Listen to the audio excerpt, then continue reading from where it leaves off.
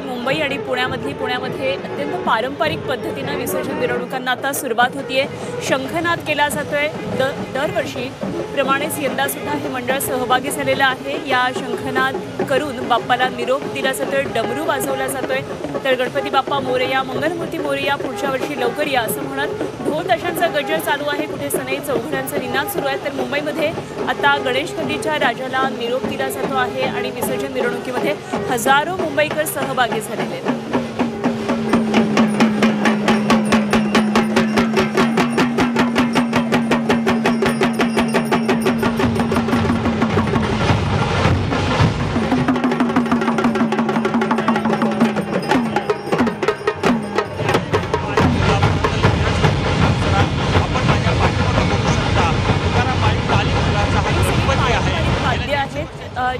जी आपल्याला पाहायला मिळतात सध्या पुण्यामधल्या मिरवणुकीतून संभळ वाजवली जाते, डमरू वाजवले जातात।